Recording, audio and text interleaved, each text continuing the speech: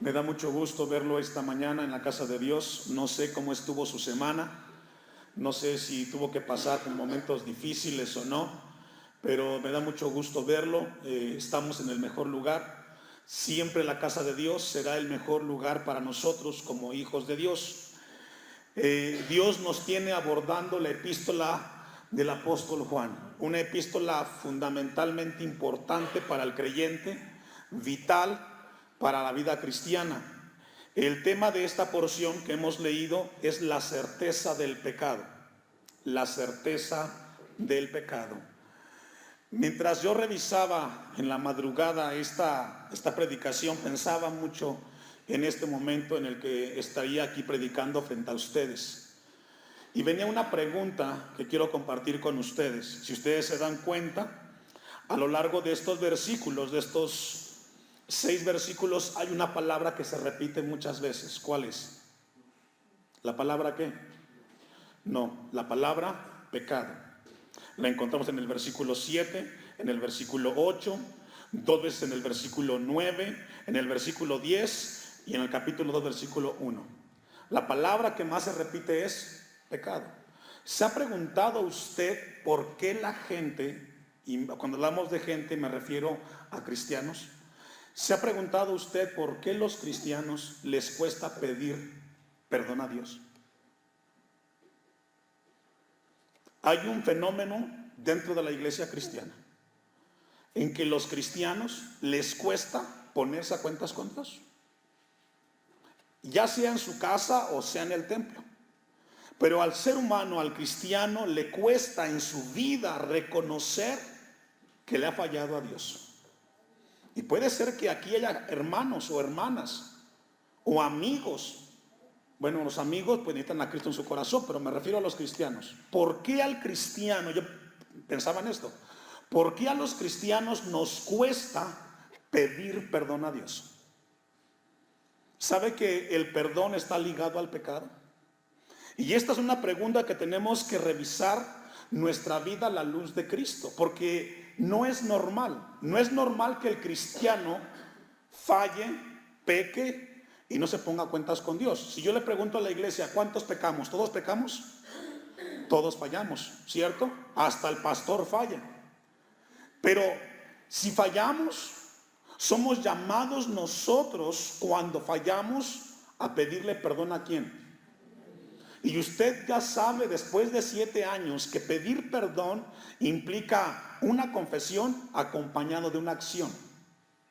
Repito, el pedir perdón va acompañado de confesar y de una acción. Es decir, he puesto muchas veces este ejemplo. Si el esposo le pega a la esposa y llega un momento que Dios le trae a su corazón que está haciendo mal y viene el hermano y le dice a la hermana, amor, he cometido un error, te pido que me perdones, y lo hace de manera sincera este hermano, ¿qué debe de hacer después del perdón? No volverlo a hacer, ¿cierto o no? Cada vez que confesamos un pecado delante de nuestro Dios, va acompañado de no volverlo a hacer, y es ahí donde Dios quiere que revisemos nuestras vidas. El apóstol Juan, en los primeros versículos que encontramos del versículo 1 hasta el versículo 4, encontramos que Juan habla de la certeza, de la seguridad de la palabra de vida, hablando de que Jesucristo vino a este mundo y fue 100% hombre y 100% Dios. Los ministros de Dios, los sacerdotes de Dios, según Hechos 20:29, no lo busque, yo se los leo, un pasaje en el cual Pablo llama a los ancianos de Éfeso y los llama y los pide cuentas y les dice lo siguiente: porque yo sé que después de mi partida entrarán en medio de vosotros lobos rapaces que no perdonarán al rebaño, y de vosotros mismos se levantarán hombres que hablen cosas perversas para arrastrar tras sí a los discípulos. Estas palabras deben de retumbar en la vida del ministro de Dios. ¿Sabe que en el tiempo del apóstol Juan existía, como existe hoy, un sector de la sociedad que decía, no tenemos que pedirle perdón a Dios, porque el pecado no es tan grave? inspirado por Dios, el apóstol Juan confronta a los cristianos del primer siglo a decirles que la vida cristiana tenemos que tener una certeza de lo que significa el pecado. Si nosotros no tenemos la seguridad o el concepto de lo que significa el pecado, nunca podremos entender el perdón. En 2 de Timoteo, capítulo 1, versículo 6, vaya conmigo. Vamos a tener un poco de introducción para poner la base, la plataforma para entender este pasaje de Primera de Juan 5. Primera de Juan capítulo 1 del 5 al 10 y el versículo 1 del segundo capítulo. El apóstol Pablo le dice a Timoteo, en 2 Timoteo 1:6, por lo cual te aconsejo que avives el fuego del don de Dios que está en ti por la imposición de mis manos, porque no nos ha dado Dios espíritu de cobardía, sino de poder, de amor y dominio propio. Por tanto, no te avergüences de dar testimonio de nuestro Señor, ni de mí preso suyo, sino participa de las aflicciones por el evangelio según el poder de Dios. Pablo le habla a Timoteo para que todo el consejo que ha recibido y ese regalo de Dios, él lo tenga fuertemente en su vida, que sepa lo que él tiene que hacer, que entienda de que debe de haber un discernimiento entre el error y la verdad, entre el pecado y lo santo. Nosotros no podemos aceptar el pecado en nuestras vidas, porque recordemos que Dios es santo, 3 veces santo. Ahora, el tema del pecado, Juan lo habla en las 3 cartas. En la primera carta, vamos a verlo mientras lo estamos estudiando, pero en la segunda carta, en el capítulo 1, versículo 1 al 3, solamente los que anotan, para que lo anoten, Juan les refiere a la señora, hablando de la iglesia, a que tenga cuidado y que busque la verdad por la cual le permitirá a él entender la certeza y la verdad de lo que es el pecado en la vida del cristiano. Un cristiano que no tiene un concepto claro de lo que es el pecado en su vida está muy lejos de Dios y quizás ni siquiera es salvo. Hace 8 días veíamos la certeza de la palabra de vida y nos hablaba de la certeza del evangelio y también de que cada creyente debe de estar seguro que si es cristiano debe de aprender a obedecer la palabra de Dios. Un cristiano que se dice ser cristiano y no sabe obedecer la palabra de Dios no es cristiano. ¿Escuchó eso? No podemos considerarnos o colgarnos un título en el cuello de decir que somos cristianos si no obedecemos a la palabra de Dios. Y número 3, la certeza de la palabra de Dios, hace 8 días lo vimos, es que si somos cristianos somos llamados a amarnos los unos con los otros. Debe de haber compañerismo en el pueblo de Dios. Si esos 3 rasgos no están en tu vida, algo no está bien, hermano. Y no es que yo lo diga, está en la palabra de nuestro Dios. Miren lo que dice Primera de Juan 5:13. Lo que quiere Dios es que evaluemos nuestra vida si verdaderamente estamos viviendo en el evangelio que la Biblia enseña. Primera de Juan 5:13 dice: estas cosas os he escrito a vosotros, a los cristianos, que creéis en el nombre del Hijo de Dios, para que sepáis que tenemos vida eterna. Esa es una certeza que si tú le entregas tu vida a Cristo, tú tienes que tener la seguridad de que un día estarás con Dios delante de Él. Ahora, la vida eterna no está basada en confesar de que Jesús es tu Salvador, sino está basada en que tu corazón le pertenece a Cristo. Porque hay gente que levanta su mano y le entrega su vida a Cristo, pero su corazón no se lo entrega. No, la confesión tiene que estar acompañada de un corazón dedicado a Dios. Si nosotros no entendemos el pecado en nuestras vidas como seres humanos, estamos muy lejos de nuestro Dios. Una persona no regenerada le costará el poder entender su salvación. A lo largo de la Biblia, y me puse a estudiar en cuanto a este tema, yo me encuentro en toda la Biblia, desde el Génesis hasta Apocalipsis, que los cristianos o los hijos de Dios aprendieron y se dieron cuenta que su vida, cuando fallaba, tenía que ponerse a cuentas con Dios. Vamos a ver algunos ejemplos. Génesis 41, versículo 9. Esto es algo asombroso, que lo que quiere Dios es que nos demos cuenta que por qué en la Biblia los hombres de Dios sí confesamos sus pecados, y por qué ahora los cristianos del siglo XXI nos sentimos tan santos que ni siquiera nos damos el tiempo de ponernos a cuentas con Dios. Génesis 41, versículo 9. Entonces el jefe de los coperos habló a Faraón diciendo: me acuerdo hoy de qué. Este copero sabía que tenía ¿qué? Faltas, que se había equivocado. Aquí encontramos a un hombre que estaba en Egipto, y cuando dice yo recuerdo mis pecados de este día, este hombre que encontramos aquí nos habla de que él tuvo faltas. Adelante, 44:16 de Génesis. Usted va alcanzando.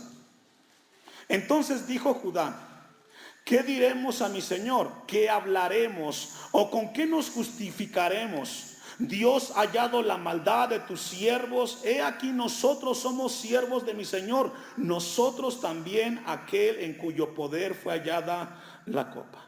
Encontramos que aquí en este capítulo dice: ¿con qué nos justificaremos? Encontramos un momento en el cual la Biblia habla: ¿cómo podrá justificarse el hombre si falla delante de Dios? Éxodo 9:27. Adelante. Entonces Faraón envió a llamar a Moisés y a Aarón y les dijo: ¿qué? He pecado esta vez. Jehová es justo y yo y mi pueblo impíos. Estoy en Éxodo 9:27. Entonces Faraón envió a llamar a Moisés y a Aarón y les dijo: ¿qué dijo el Faraón? Y puedo darle cualquier cantidad más de versículos, hermanos, de hombres, y el Faraón no era cristiano. Pero ¿sabe qué? Él reconocía que había pecado contra Dios. Déjeme darle unas dos citas más. Primera de Samuel 15:24. De hombres que reconocieron sus faltas y que cuando llegaron a entender de Dios, reconocieron que no podía pasar un día sin que su vida no estuviera a cuentas con Dios. Primera de Samuel 15:24. Entonces Saúl, aquí recordemos que Saúl era el ¿qué? El rey, ¿cierto? Primero de Samuel 15:24.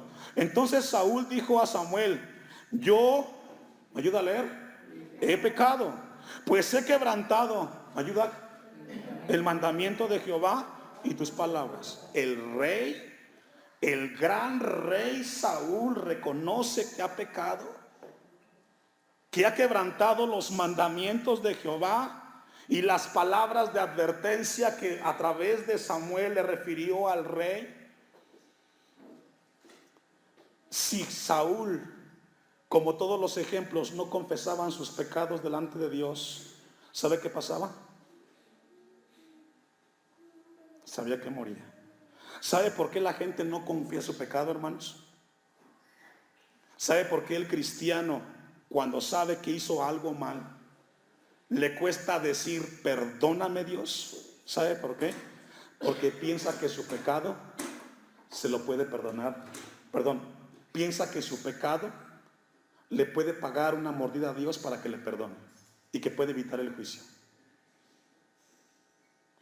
Cuando una persona no confiesa el pecado delante de Dios, piensa en su interior, primero, que no es tan grave. Segundo, que cuando enfrenta a Dios, Dios no le va a tomar en cuenta su pecado.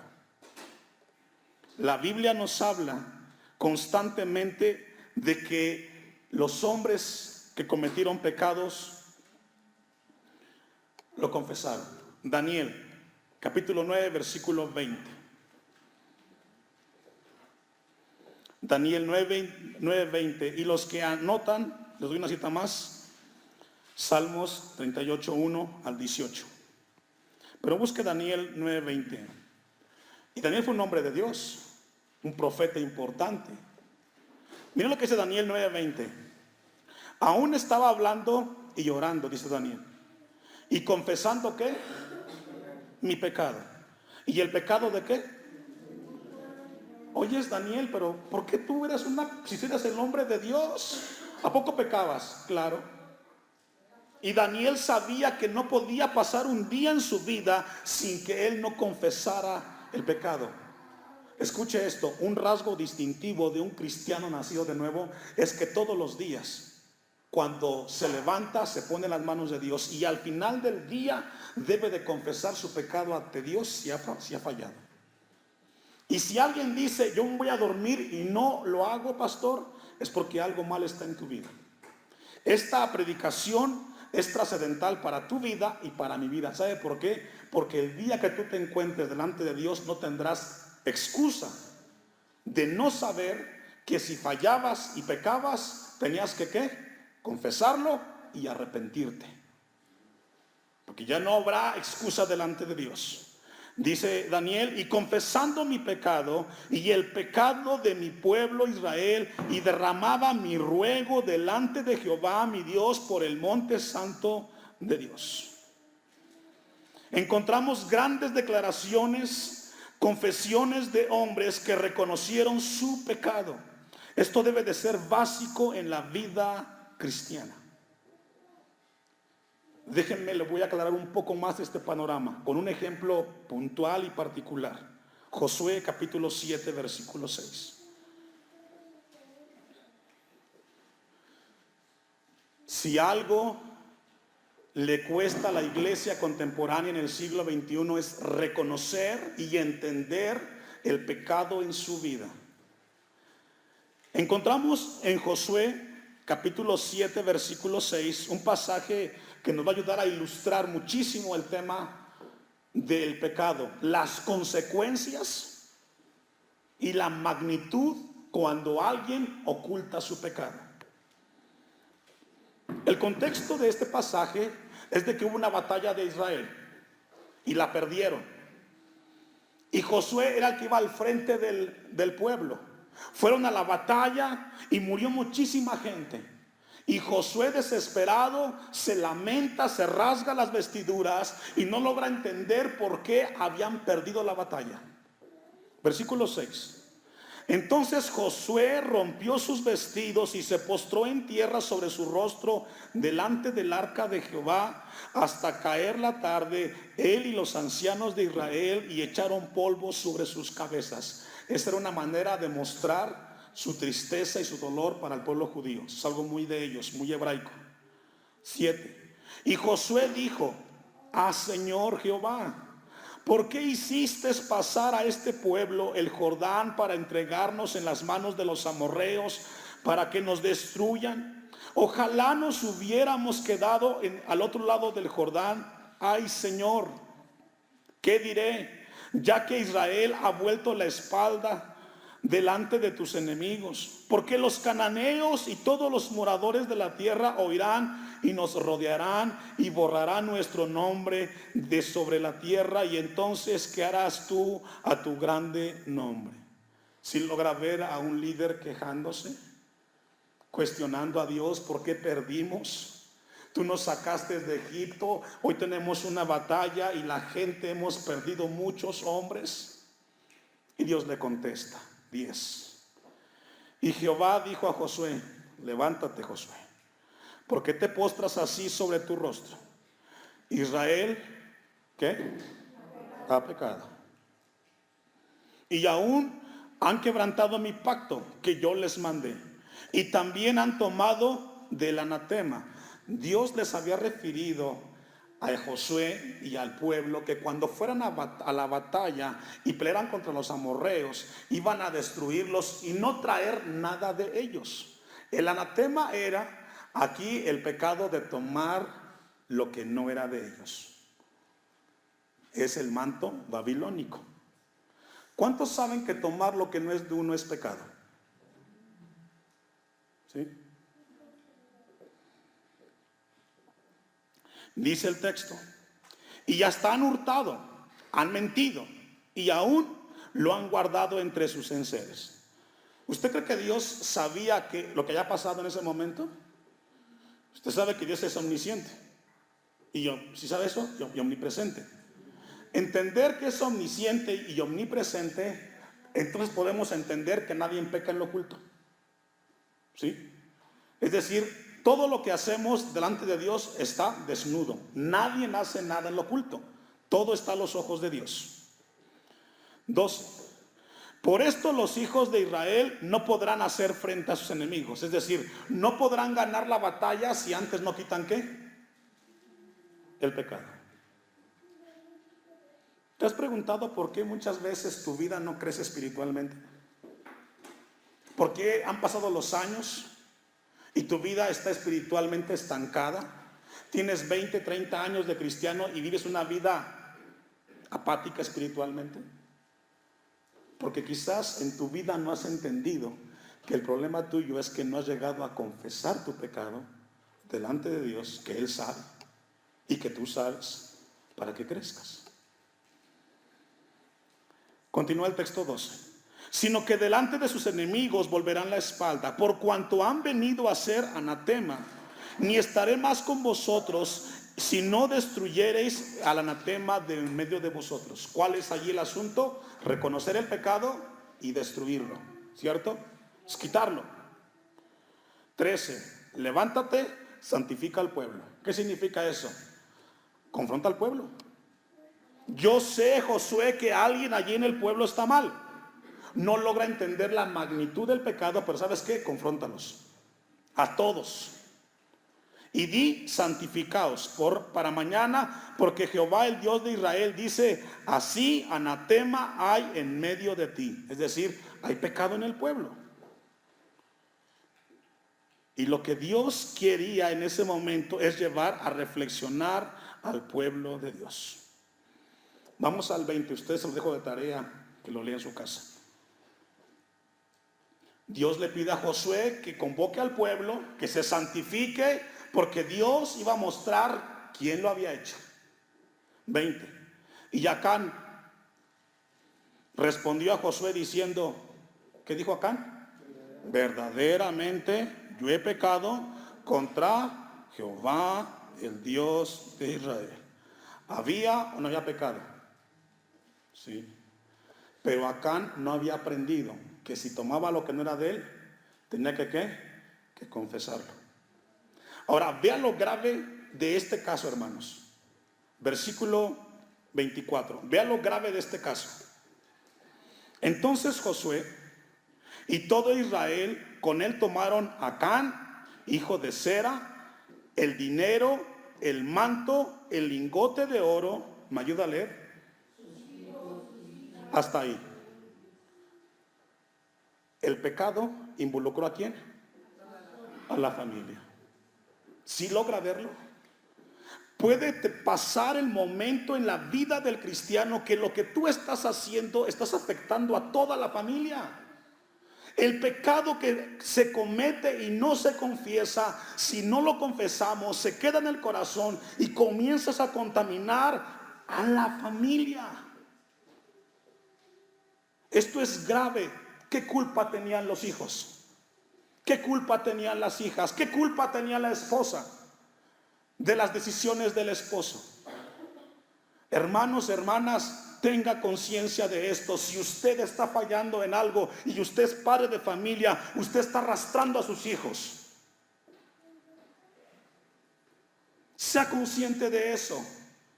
Hacer las cosas que no le agradan a Dios, llegará el momento que tus hijos y tus hijas sufrirán las consecuencias. ¿Quiere ver cuál fue las consecuencias de los hijos? Leamos el texto. Sus bueyes, sus asnos, sus ovejas, su tienda y todo cuanto tenían. Y lo llevaron todo al valle de Acor. Encontraron el pecado. No solamente fue Acán, fue toda la familia. Los llevan a un valle. 25. Y le dijo a Josué, ¿por qué nos has turbado? Túrbate Jehová en este día, Y todos los israelitas, ¿los qué? ¿Y qué más? No solamente a Acán, a toda la familia. Qué triste. Qué triste. Y es duro y es fuerte. Por eso yo siempre le he compartido, hermano, hermana, lo que usted hace va a afectarle a sus hijos y a su descendencia. Obviamente en el caso de usted no van a apedrear a sus hijos, pero puede ser consecuencias más graves. Y lo que Dios nos habla esta mañana es para revisar nuestras vidas y cómo estamos viviendo. Nada está oculto delante de Dios. Y lo que hacemos afecta a la familia directamente. Fue trágico. Y podríamos decir, ¿por qué si Dios es amor permitió que pasara esto? ¿Sabe por qué? Porque detrás del pecado no confesado, escuche esto, hay juicio de Dios. Detrás del pecado no confesado hay un juicio de Dios. Y es inevitable. Cuando nosotros cometemos un error, fallamos y no lo confesamos, ¿sabe qué es lo que viene después? Juicio de Dios.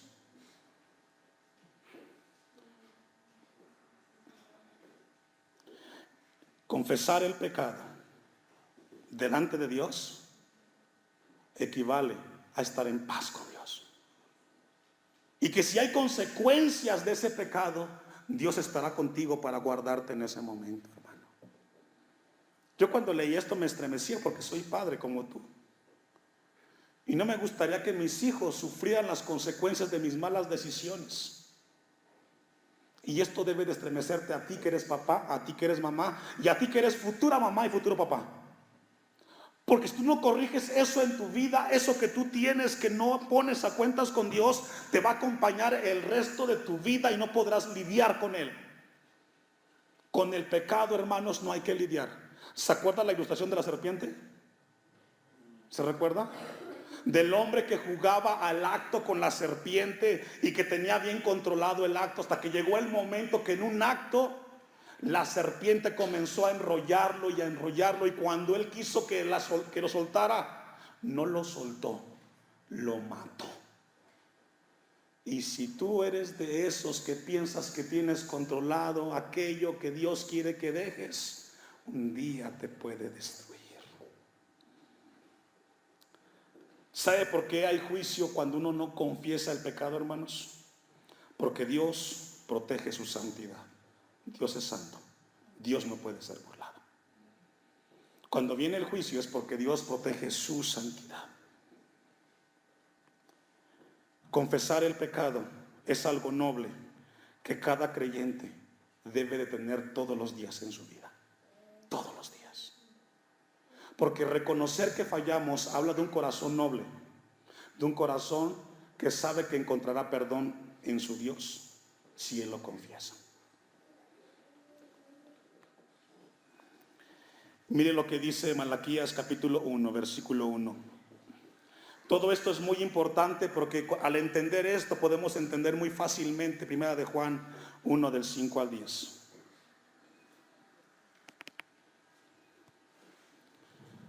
Malaquías 1:1. Profecía de la palabra de Jehová contra Israel por medio de Malaquías. Yo os he amado, dice Jehová a Israel. Y dijiste, ¿en qué nos amaste? ¿No era Esaú hermano de Jacob, dice Jehová, y amé a Jacob?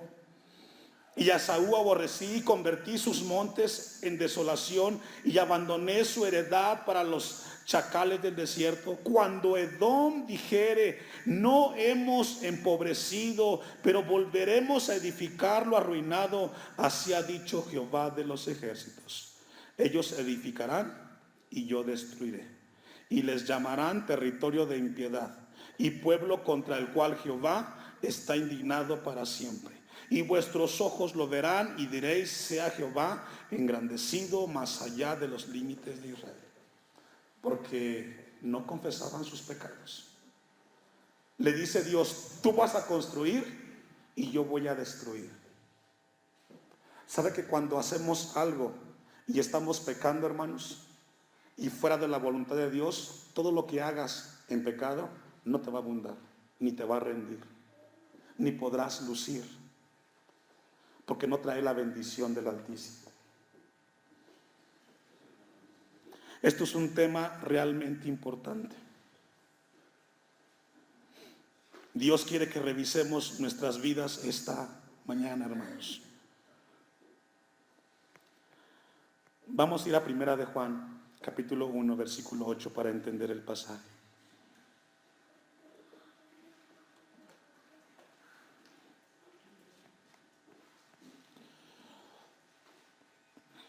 Primera de Juan 1, 8.